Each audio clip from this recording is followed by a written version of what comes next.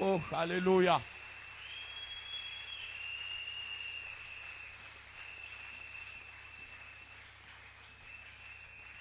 Que Dieu vous bénisse. Bien-aimés dans le Seigneur, nous allons développer un petit thème ce matin que nous avons intitulé « Une journée de la bonne nouvelle ». Alléluia. Souvent dans notre vie, il nous arrive de recevoir des nouvelles de tout genre. Comme j'étais en train de le dire tantôt, même des nouvelles de décès, des nouvelles de maladies, des nouvelles de guerre, des bruits de bottes, ainsi de suite. Mais il y a aussi une journée qu'on appelle une journée de la bonne nouvelle. Alléluia. Alléluia. Est-ce que tu peux dire à ton voisin de gauche et de droite, tu lui dis, aujourd'hui c'est une journée de la bonne nouvelle.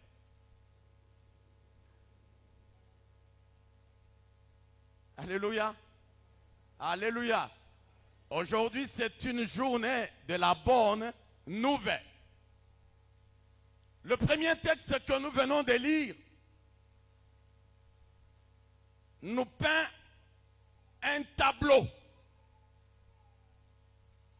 Et un tableau noir. Un tableau sombre. Un tableau désastreux. Un tableau catastrophique de ce qui s'est passé un jour en Samarie, dans la ville de Samarie.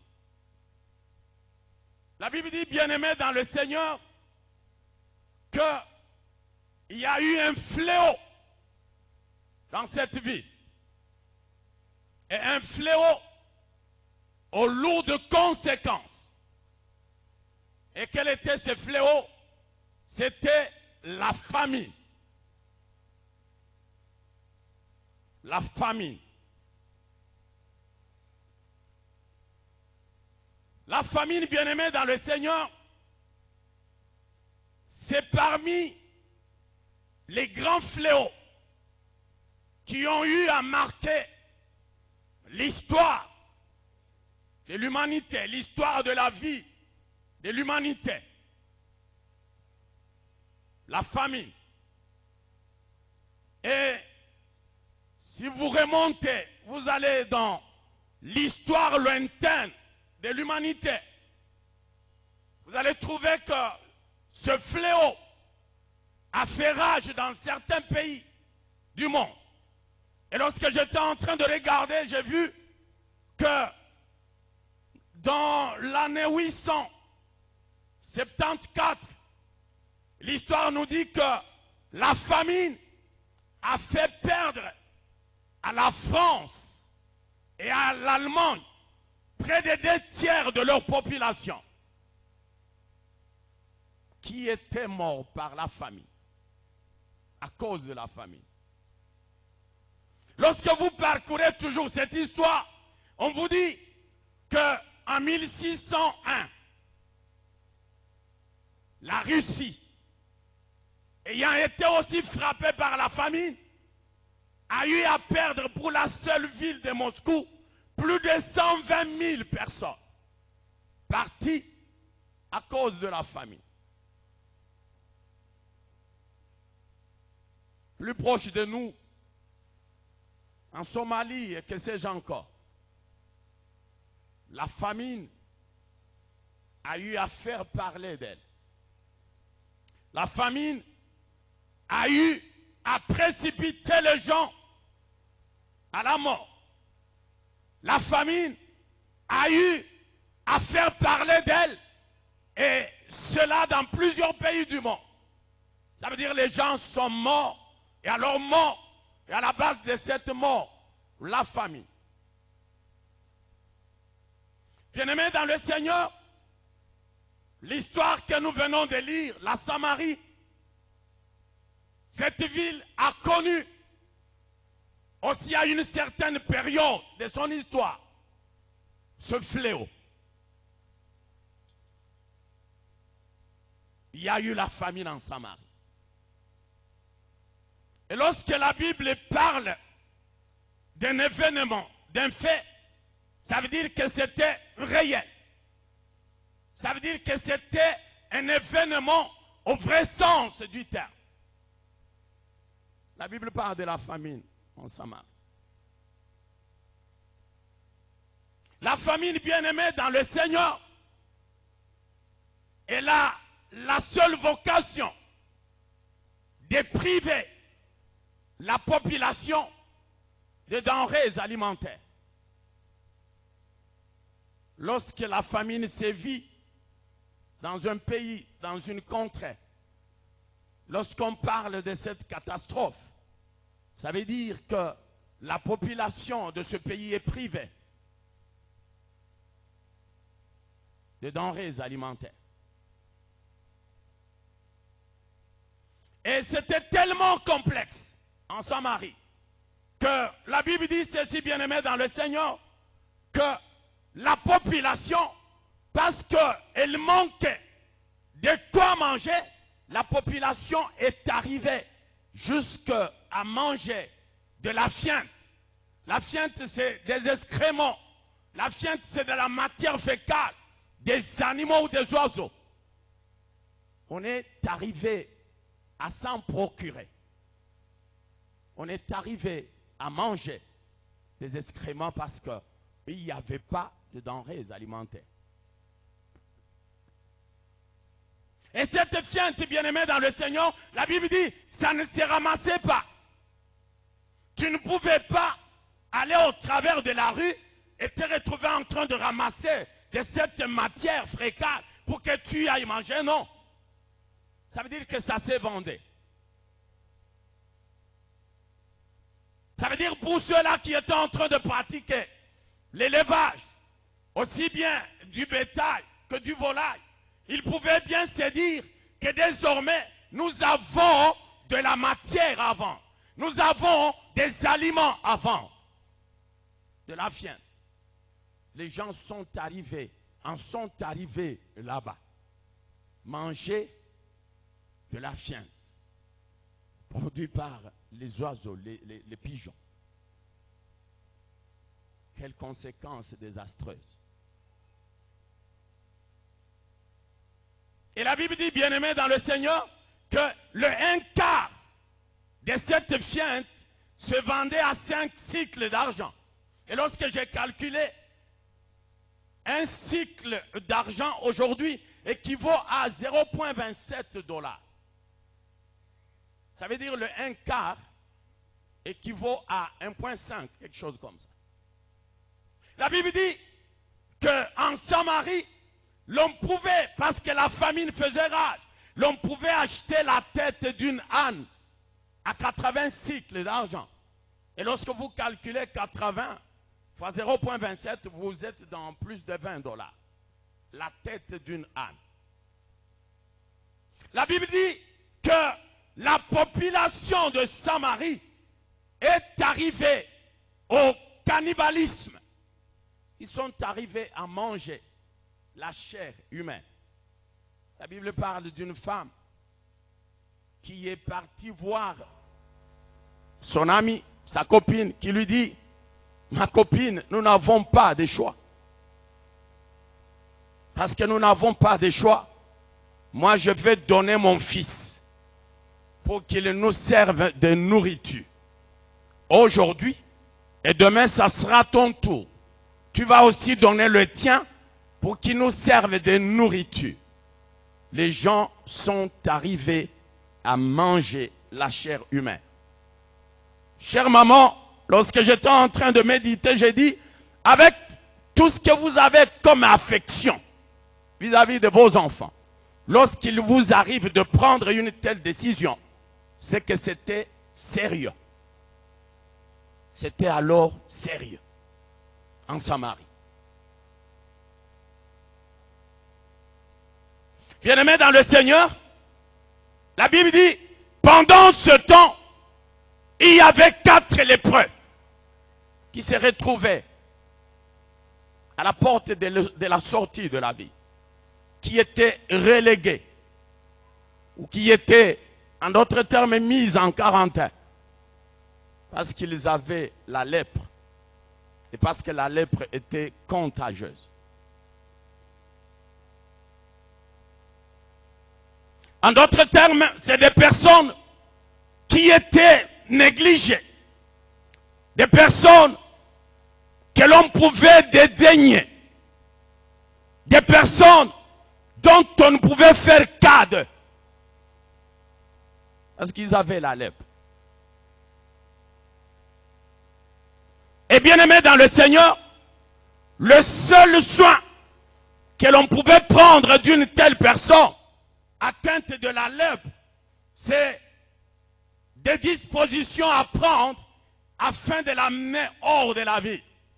C'est ça le seul soin que l'on pouvait prendre d'un lépreux. La Bible dit, ils se sont retrouvés à l'extérieur de la vie, relégués, mis en quarantaine pour ne pas contaminer le reste de la population. Le reste qui était même déjà d'ailleurs affamé, qui avait déjà de sérieux problèmes. Et on ne pouvait pas se dire, bon, on garde ces lépreux. C'était même cela la loi chez les Juifs. Quelqu'un qui est atteint de la lèpre, on ne le laisse pas vivre avec les autres. De peur de les contaminer, on le met à l'écart. Ces 4 lépreux dont nous parle la Bible, ils ont été mis à l'écart de la vie. Mais bien aimés dans le Seigneur, la Bible dit, un jour, ils se regardent, ils étaient 4, ils se disent, est-ce que nous allons continuer à rester ici? Allons-nous rester ici afin d'y mourir de faim? Ou bien est-ce que nous allons décider de rentrer dans la ville, et dans la ville où la famine fait aussi rage, avec peu de chance de survivre, parce que la famine est en train de tuer?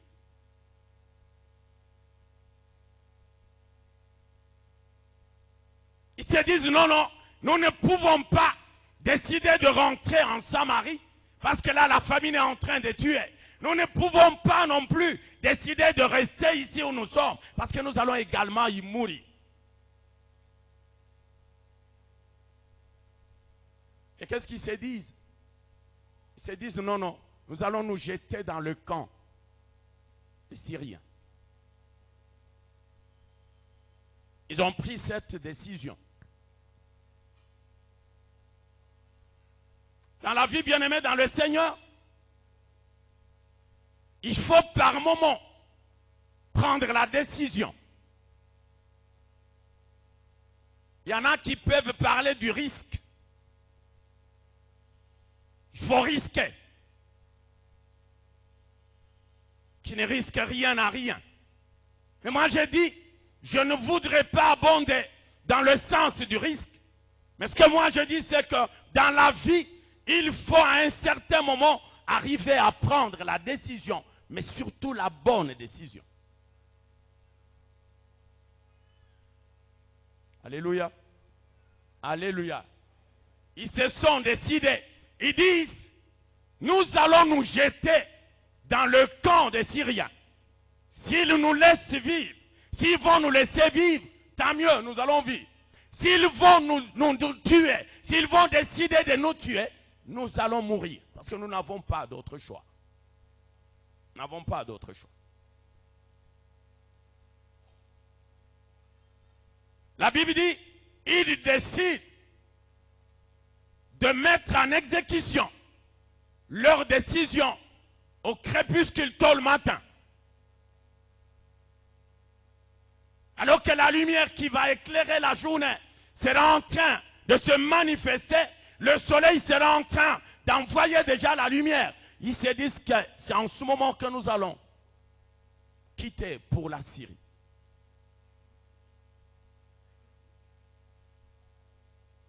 Ainsi dit, ainsi fait.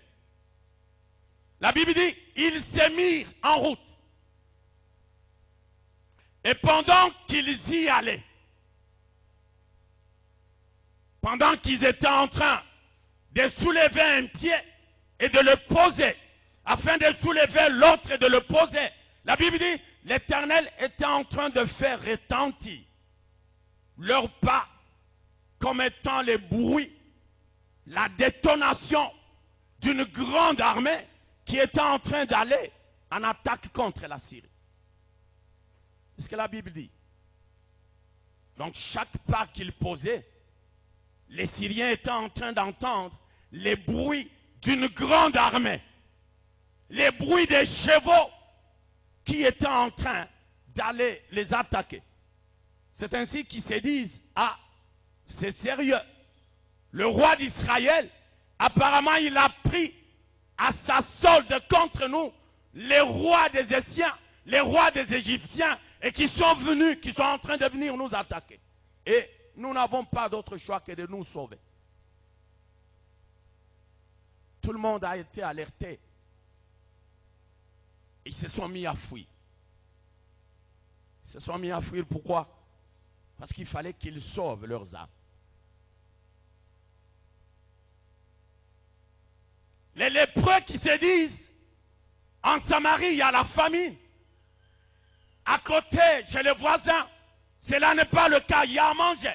Nous décidons d'y aller afin de sauver nos vies. Et ceux de la Syrie qui se disent, ah, nous devons prendre fuite afin de sauver notre vie. Parce que l'armée d'Israël est en train de venir nous attaquer. Alléluia. La Bible dit, les Syriens se sont enfuis et ils ont laissé leur camp vide.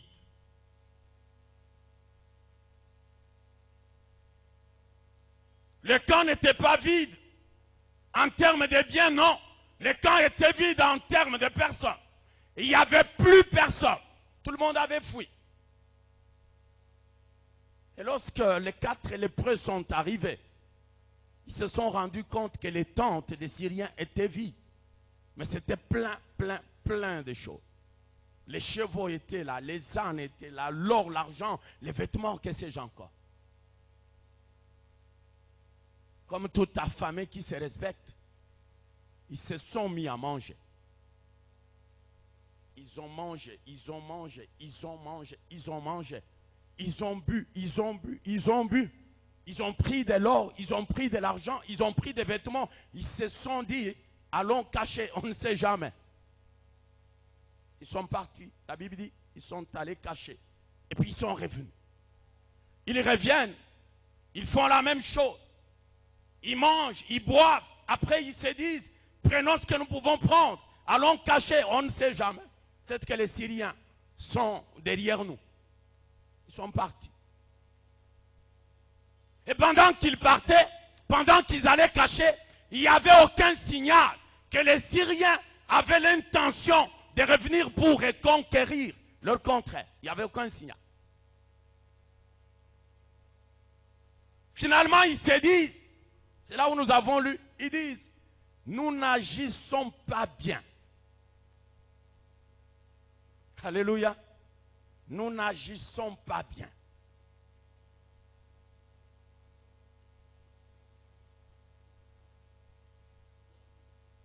Ils avaient encore de la conscience. Je me dis, les gens, tellement qu'ils étaient dédaignés, tellement que leur jouissance au quotidien, c'était du mépris. Moi, je me suis dit, ils pouvaient se dire, aujourd'hui, c'est pour nous.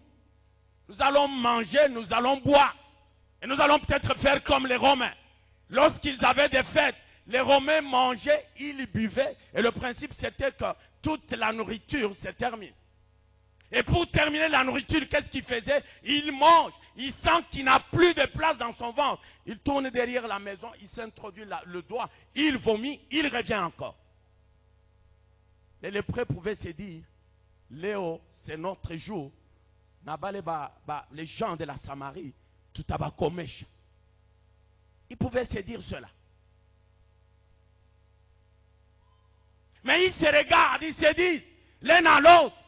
Celui-ci regarde l'autre, il dit, mais nous n'agissons pas bien. L'autre réplique, il dit, effectivement, nous n'agissons pas bien. L'autre aussi regarde, tous les quatre, au fait, nous n'agissons pas bien. Nous ne sommes pas en train de bien agir.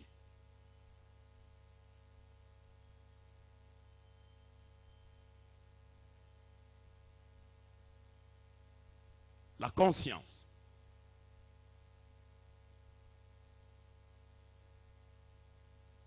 C'est que ce qui a quitté plusieurs d'entre nous. L'amour du prochain nous a quitté plusieurs. La fraternité, elle n'est restée qu'au niveau de nos lèvres.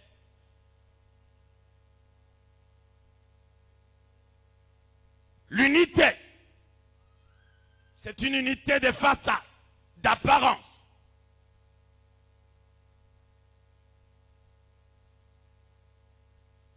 Mais ces lépreux se disent, comment est-ce que nous pouvons nous retrouver en train de manger seuls? Alors que nous venons de quelque part. Alors que nous sommes sans ignorer la situation qui sévit, qui prévaut en Samarie. La famine est en train de faire râle. Mais comment est-ce que nous, quatre, nous nous retrouvons en train de manger seuls?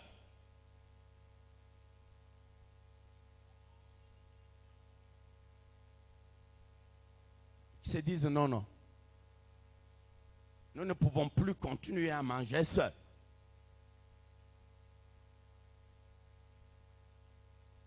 Alléluia. Alléluia.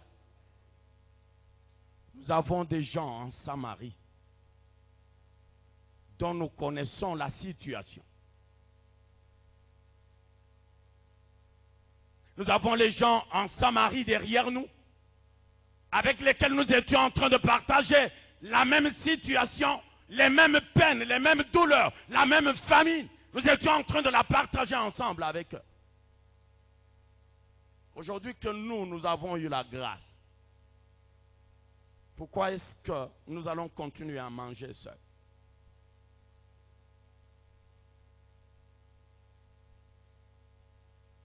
Alléluia. Alléluia. Alléluia. Que cela soit pour toi une question ce matin. Que là où tu es, connaissant la main de Dieu, la bénédiction de Dieu dans ta vie, connaissant les biens, les moyens que Dieu t'a donnés, que tu te poses la question, pourquoi est-ce que je suis en train de jouir seul? Je suis en train de manger seul.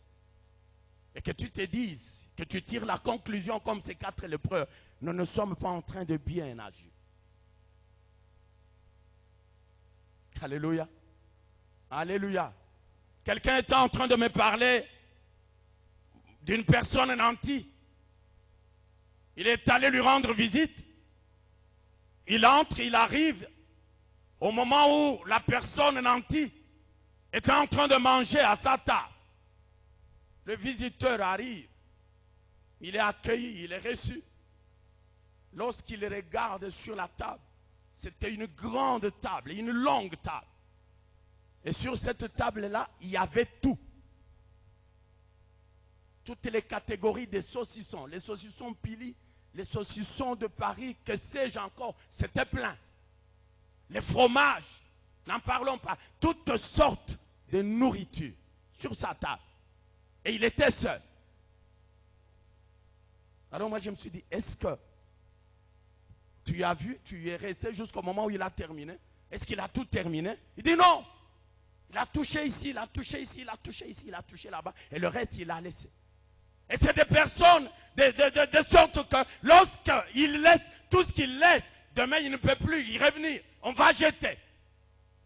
On va jeter. Alors qu'à côté, il y a quelqu'un qui a faim. Il y a quelqu'un qui a faim.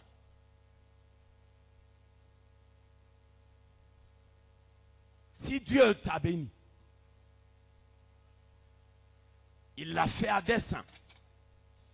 Il l'a fait pour que toi, tu sois aussi une bénédiction pour ton prochain. Ce n'est pas pour que toi seul, tu te retrouves dans ta salle à manger chaque midi avec une table comme celle que l'on présenterait à 50 invités, tu es seul. Non, ce n'est pas ça le vœu de Dieu. Ce n'est pas ça la volonté de Dieu. Tu es béni, sois aussi une bénédiction pour le prochain.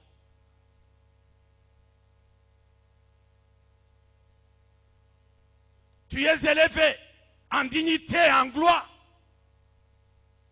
Pourquoi ne peux-tu pas aussi élever les autres?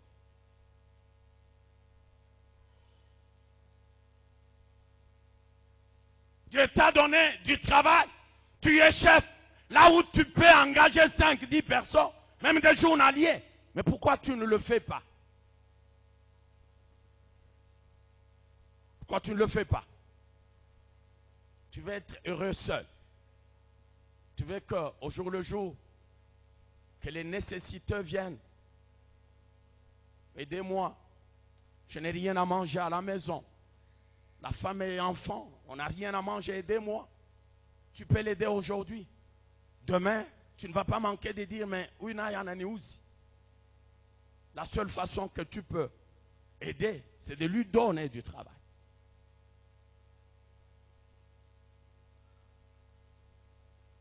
Quelqu'un qui dit, si tu me donnes du poisson, j'en mangerai un jour. Si tu m'apprends à pêcher, je n'aurai plus jamais faim.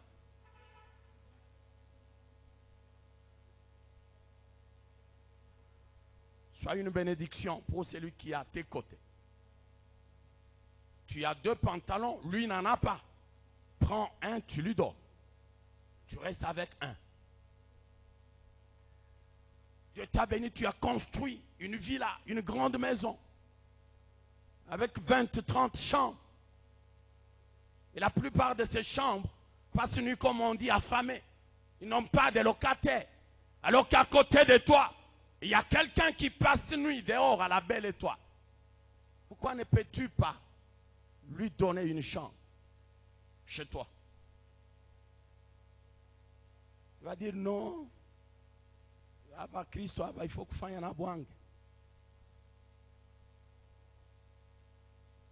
Il y a un ancien qui nous fait rire. Il emploie un terme, il dit état d'âme. Tamkaribisha, unajua état d'âme yake. Alléluia. Est-ce que toi, quand Dieu t'a béni, il a posé les questions de savoir ton état d'âme? Est-ce que toi, tu étais à même de recevoir toutes ces bénédictions? Je dis non. C'est la grâce de Dieu. Donc, il ne faut pas commencer à te poser la question, tu dis, si Dieu est état d'âme yake. Batu wengine wanakuwa kale porte malheur, ukisha mkaribisha chez toi, c'est le début de problème. Non. Le début de problème pour lesquels Dieu a les solutions. Ça veut dire que tu n'as rien à craindre. Tu n'as rien à craindre. Alléluia. Alléluia. Sois une bénédiction. Les lépreux se disent, effectivement, nous ne sommes pas en train de bien agir. Tous étaient unanimes. Ils étaient unanimes. Ils ont tout coulé chipé que non.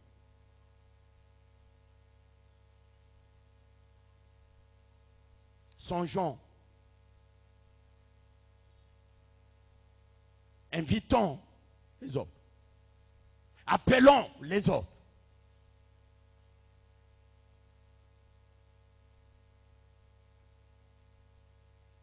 Est-ce que ton frère peut partager ta joie? Est-ce que ta soeur peut partager ta joie? Est-ce que tu peux faire du problème de ton frère ton propre problème? Est-ce que tu peux faire des soucis de ton frère tes propres soucis? Cela est possible. Si seulement l'amour est là.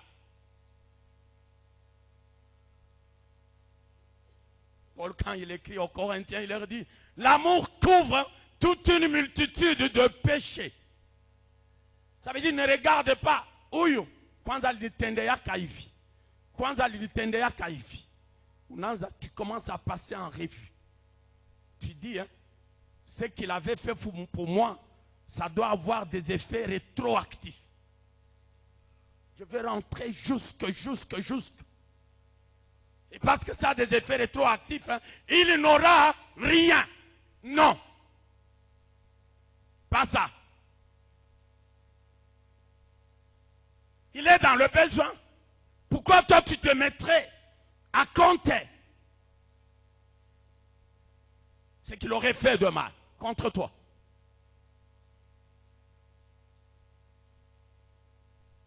Alléluia. L'amour couvre toute une multitude de péchés.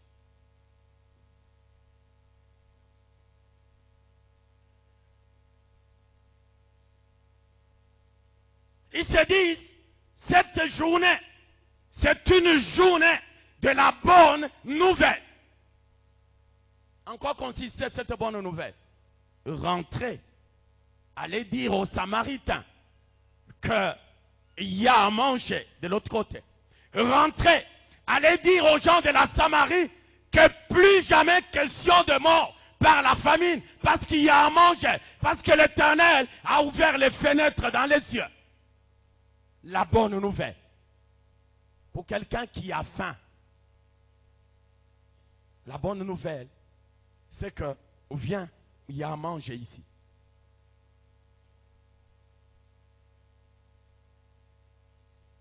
Pour quelqu'un qui est malade, la bonne nouvelle, c'est que, viens, il y a la guérison ici. Pour quelqu'un qui est au chômage, la bonne nouvelle, c'est que, viens, tu vas travailler ici. C'est ça la bonne nouvelle.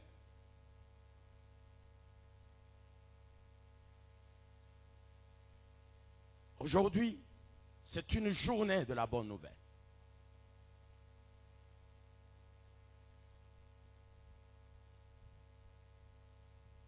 Ils se disent, si seulement nous gardons silence, nous allons garder le silence. Si seulement nous allons attendre que la lumière matinale apparaisse, le châtiment nous atteindra. D'où allait venir ce châtiment? Ils disent, le châtiment va nous atteindre. Gardez silence devant un tel bienfait, devant une telle merveille de Dieu. Ça veut dire, tu veux que le châtiment t'atteigne. Tu veux que celui qui a donné, qu'il reprenne ce qu'il a donné.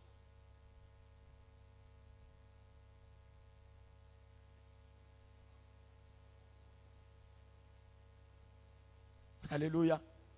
Alléluia. Oui, lorsque les Samaritains sont allés, ils se sont servis à satiété, ils ont mangé. Ils ont récupéré de l'or, de l'argent, tout ce dont ils avaient besoin. Et ce jour-là, c'était fini la calamité. C'était fini la catastrophe. C'était fini le fléau. Ils ont retrouvé ce qui leur a manqué des années, 2 mois, des jours, à manger. À partir de ces jours-là, ils ne pouvaient plus manger de la viande. Ils ne pouvaient plus manger de la chair humaine. Parce qu'ils ont recouvré ce qui leur a manqué des années. Ça, c'est pour la reconstitution de la santé physique. Ils pouvaient manger et ils pouvaient redevenir en bonne santé. Physiquement, ils pouvaient avoir encore de la bonne mine. Lorsque tu regardes et tu dis, c'est quelqu'un qui a une bonne mine. Ils pouvaient manger.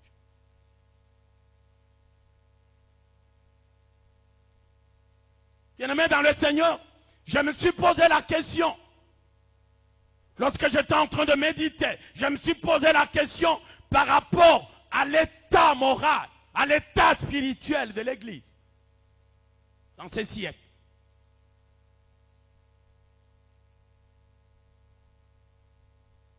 Est-ce que l'Église manifeste-t-elle de la compassion?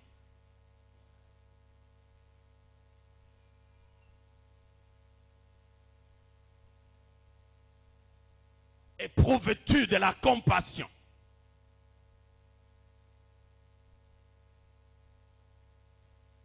La compassion des âmes. Elles sont nombreuses, là-dehors. Très nombreuses.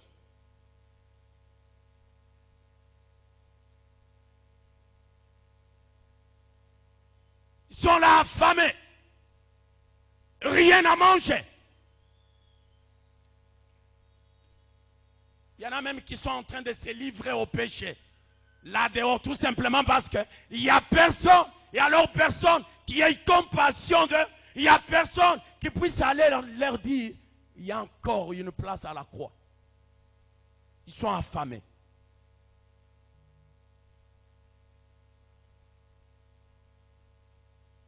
Lorsque nous nous retrouvons comme maintenant là, nous sommes en train de manger de la nourriture spirituelle. Et la nourriture qui va nous aider à croître spirituellement, à avoir la bonne santé.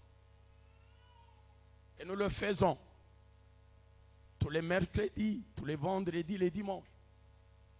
Et lorsque nous pouvons ajouter à ça les activités au sein du département, ça veut dire que c'est chaque jour que nous retrouvons ici autour de cette table en train de manger de la bonne nourriture, la nourriture pour notre croissance spirituelle. Nous nous retrouvons en train de manger. Mais qui pense à ce qui se passe là-dehors? Est-ce qu'il y en a qui se disent, effectivement, nous ne sommes pas en train de bien agir. Nous ne sommes pas en train de bien faire. Comment est-ce que nous pouvons nous retrouver en train de manger seuls? Nous mangeons le lundi, mardi, mercredi, jeudi, vendredi, dimanche, nous mangeons seuls sans penser à d'autres. Ils sont pourtant nombreux. Qui pense à eux?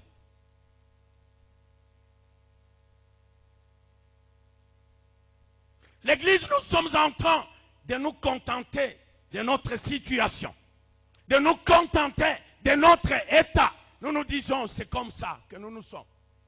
Nous sommes d'ailleurs à 300 membres à Gamaliel Temple, 500 membres. Nous nous suffisons. Et d'ailleurs, si vous ajoutez, si vous amenez d'autres, il n'y aura pas de place pour eux, parce que nous avons 300 places assises. Il ne faut pas penser à d'autres. Non.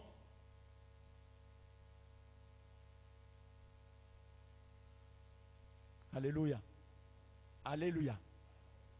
Je voudrais que ce message ne puisse pas être, qu'il ne puisse pas rester au niveau de la théorie, non. Je voudrais que tu fasses de chaque journée que Dieu te donne une journée de la bonne nouvelle. À combien de personnes tu parles de Christ le long de la journée? Combien de personnes? Tu travailles là où tu travailles. Tu es peut-être le seul sauvé. Tout autour de toi, tu as des collègues païens qui n'ont jamais entendu parler de Christ. Mais est-ce que tu as le temps de leur parler de Christ? Tu as le temps de leur parler de la bonne nouvelle? Tu as le temps de leur dire, la bonne nouvelle, c'est l'évangile de Jésus. Tu as le temps de leur dire, Jésus est là, il a encore ses bras tendus ouverts. Est-ce que tu as le temps de leur dire qu'il y a encore le salut est encore possible? Est-ce que tu as le temps de leur dire ça? Ou tu te dis, d'ailleurs ils savent tous que moi je suis chrétien.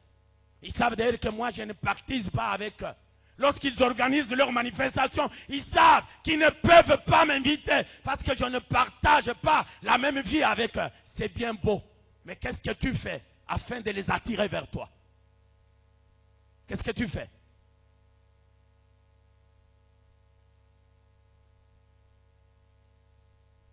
Alléluia. Alléluia. Quel est le message que toi tu véhicules? Lorsqu'il t'arrive d'aller rendre visite à ton frère, ton ami, ta connaissance, Quel est le message que tu lui apportes? Les calomnies, les colportages, les médisances. C'est ça le message que tu lui apportes. Qu'est-ce que ça va lui ajouter dans sa vie? Quel est le 1 plus que le message que tu véhicules apporte à ton interlocuteur?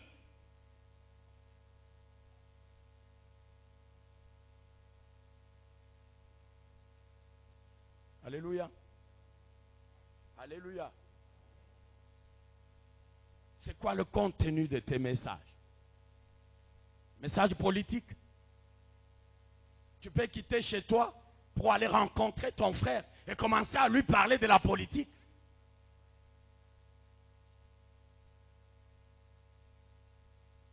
Tu peux quitter chez toi, aller voir ton frère et commencer à lui parler de matchs de football qui sont au programme. Ligue des champions, je ne sais quoi. Tu peux quitter chez toi, tu vas chez ton frère, ta soeur, pour commencer à lui dire, tu vois, ces derniers temps, et d'ailleurs, Kamer avait dit que le taux va redevenir à 1000 francs, 1 dollar. Aujourd'hui, on a à 2600. Crise, inacharage. Chakoula, il n'a pas d'abeille. Est-ce que c'est ça le message?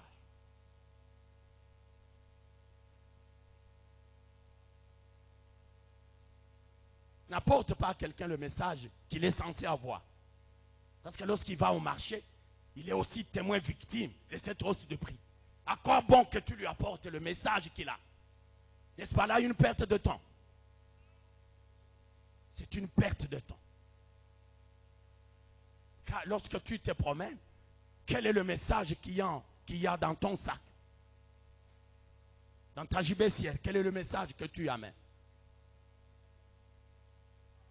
Tu vas voir un malade, quel est le message? Tu vas pour lui dire, ah, Moya,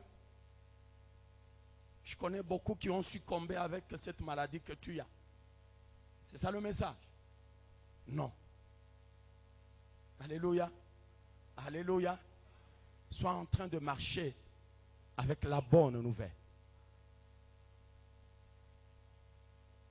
Le message de la bonne nouvelle. Hausse des prix, oui, mais Jésus reste Seigneur. Il reste Seigneur.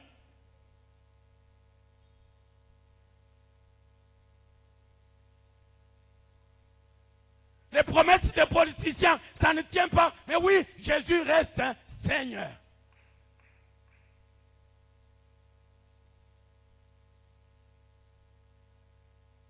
Le jour de la bonne nouvelle.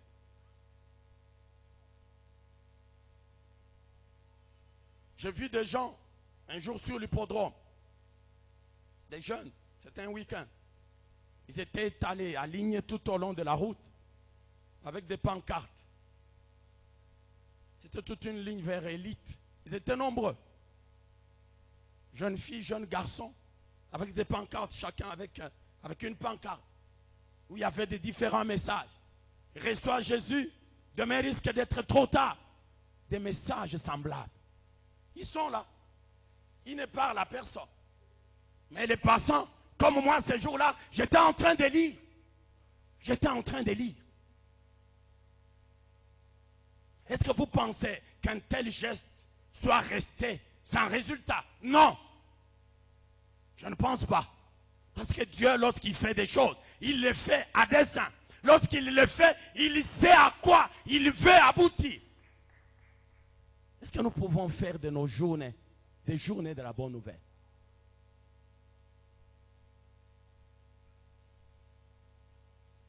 Amos 8, 11, il dit ceci.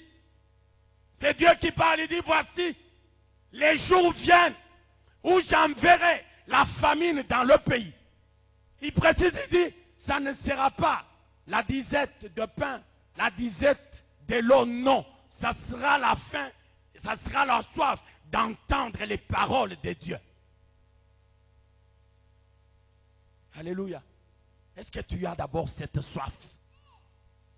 Chrétien de Gamaliel temps. Est-ce que tu as soif? Est-ce que tu es animé par la soif d'entendre, la faim d'écouter les paroles de Dieu? ou la soif, la faim qui t'anime, c'est de rassasier ce corps physique qui demain ne sera même plus reconnaissant. Tu vas mourir, on va le jeter. Et tout ce que tu auras fait, tout l'investissement que tu auras fait, il n'y aura personne pour le reconnaître. Est-ce que c'est cela que tu es en train de faire? La faim et la soif d'écouter les paroles de Dieu. Et manger le pain de vie.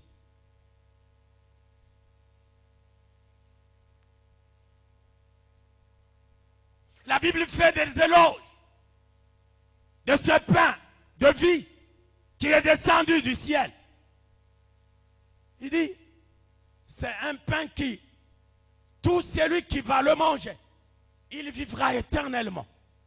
Il compare, il dit, ce n'est pas à comparer avec la manne que vos pères ont mangée dans le désert. Parce qu'après avoir mangé cette manne, ils sont morts, ils ont été ensevelis. Ce n'est pas comparable à ce pain-là, mais le pain qui descend du ciel. Est-ce que tu peux le proclamer?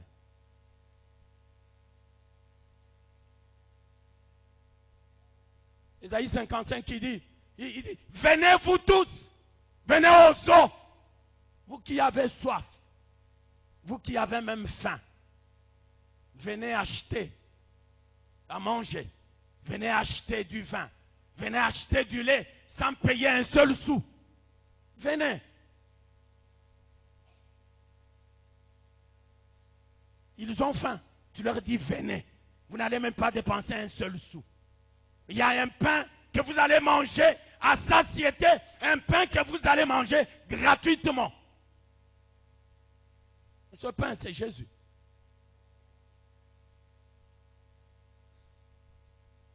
Je voudrais que tu sois en train de réfléchir.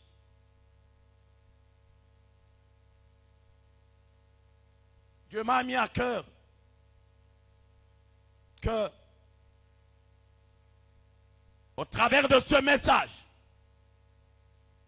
que tu ne restes plus improductif. Nous l'avons lu dans Jean 15. Jésus dit, je suis le cep et mon père est le vigneron.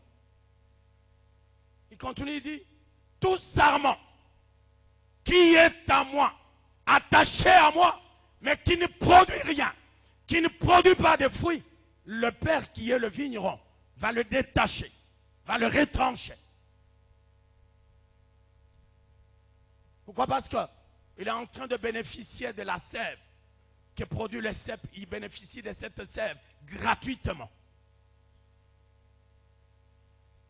Gratuitement.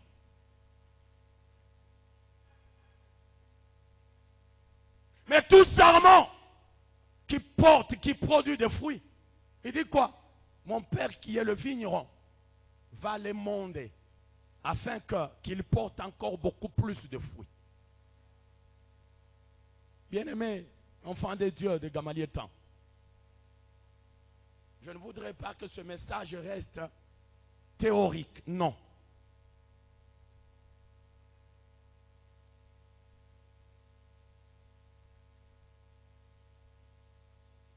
Prends l'engagement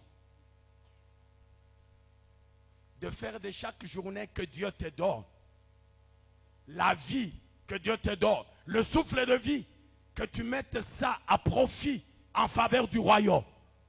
Dieu sera content, il te le multipliera davantage. Chaque journée que Dieu te donne, que tu te rassures que la journée, le soleil ne va pas se coucher sans que tu n'aies parlé à 2-3 personnes que Jésus les aime. Sans que tu n'aies parlé à 2 ou 3 personnes qu'il y a encore le salut, l'œuvre de la croix est encore en train d'agir. Venez à Christ. Que tu ne sois pas en train de terminer tes journées de cette façon-là. Proclame dans ta vie les journées de bonnes nouvelles. Alléluia. Ne dis pas bon, je n'ai jamais prêché, non. Ne dis pas non, je n'ai pas aussi le courage d'aborder, non. Tu as ce courage. Tu as ce courage. J'ai vu à un certain moment nos vaillantes sœurs, la sœur Foura et les autres. Je les ai vus certains dimanches se tenir le long de la route. Le frère saoudien, les autres de l'autre côté, les autres ici. Et chaque personne qui passait, il l'abordait par rapport à Christ. Il l'abordait. Il y a culte ici. Est-ce que tu aimes Jésus? Est-ce que tu as déjà donné ta vie à Jésus? Est-ce que tu sais que Jésus t'aime? Est-ce que vous pensez que cette œuvre, ce travail abattu, est-il resté sans effet? Non. Chaque parole qui sort, c'est une sémence. C'est une sémence. Et qui dit sémence lorsqu'une sémence tombe dans le sol? Lorsque cette sémence est arrosée, il faut qu'elle germe, qu'elle croisse. Tout ce qu'ils étaient en train de dire, c'était de la sémence. Gamaliel Temple, est-ce que nous pouvons faire de nos journées des journées de la bonne nouvelle?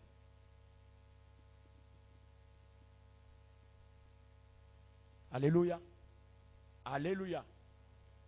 C'est une question que je pose. Est-ce que chacun de nous peut-il prendre l'engagement ce jour de faire de ces journées une journée de la bonne nouvelle?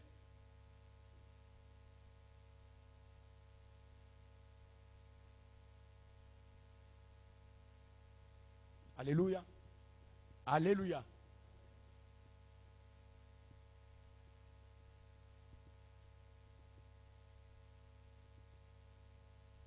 Est-ce que chacun de nous peut-il prendre l'engagement ce jour de désormais produire ou porter des fruits? Alléluia. Alléluia. Est-ce que chacun de nous peut-il prendre l'engagement de devenir désormais un pêcheur d'or?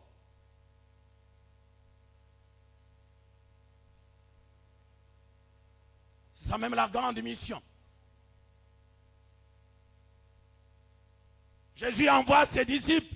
Il leur dit, allez par tout le monde, prêchez la bonne nouvelle. C'est cela.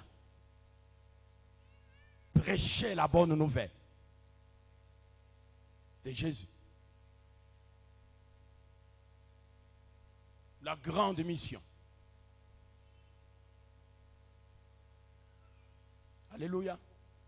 Alléluia. Je veux que ton cœur soit en train de te parler par rapport à ce message.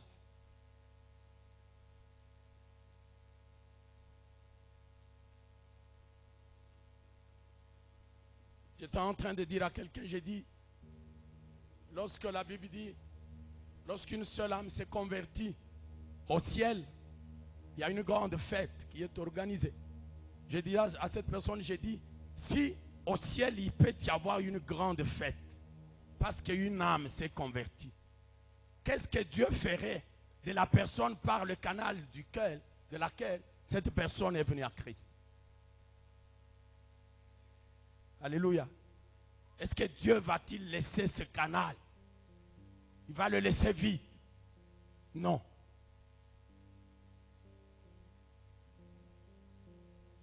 Nous allons tenir debout.